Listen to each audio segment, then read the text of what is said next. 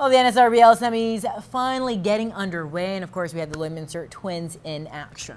Yeah, you know, after a week layoff, you're itching to get to the baseball mound. And that was the case for those Lloydminster Twins, taking on the Wilkie Brewers for the 14th time in the past 15 postseasons. That is a long rivalry. Well, Chris Osmak was off and running, sort of. Well, he was off to a slow start. First two batters find their way on base, then Cody Wilgenbush bloops one to bring in 2 runs. The Brewers with a 2-0 lead early on. Now the Twins cut that deficit in half in the second. Troy Winterholt at the dish with 2 strikes. He'll hit one deep to right center, and I mean deep. That leaves the ballpark.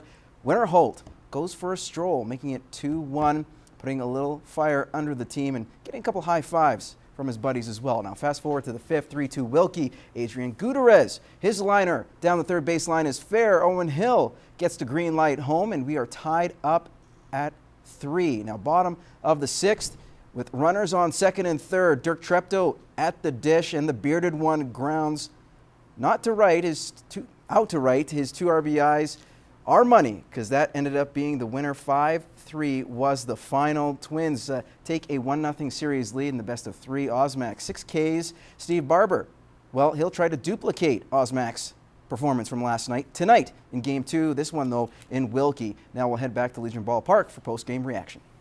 We haven't really been behind a lot this year, so it's a big-time character builder. Like, Osmak was still pitching fine. They were on him early, and I haven't been hitting well against Mervin nor these guys so far, so to get the RBI double and get me rolling is good, but lots of the other guys are so many clutch hits. Barber's hit. Owen's been on fire all playoffs. Like, it's coming from everywhere, not just one person, so it's good to get the win, but it feels good to get the 2 RBIs to break it open.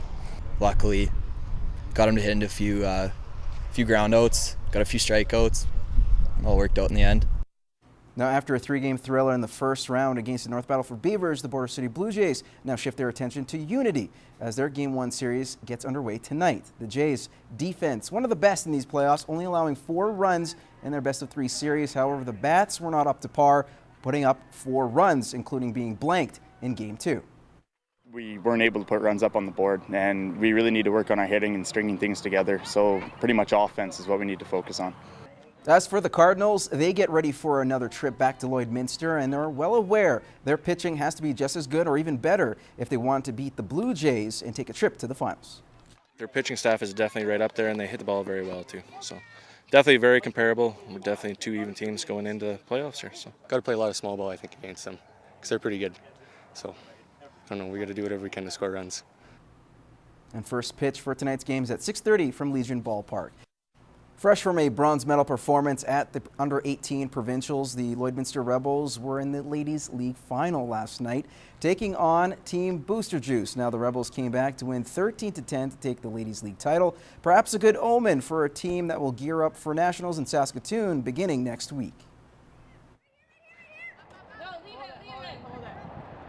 We definitely should have done better at provincials. It was rough, but this is nice to come back and win a game. This will have us a positive mindset coming off a win. It'll be really nice. And even though we did come out flat, I got to hand it to the girls after the 3rd inning. They did get the bats going, and we scored a lot of runs in a couple innings, so it was nice to see them be able to bounce back and survive this game.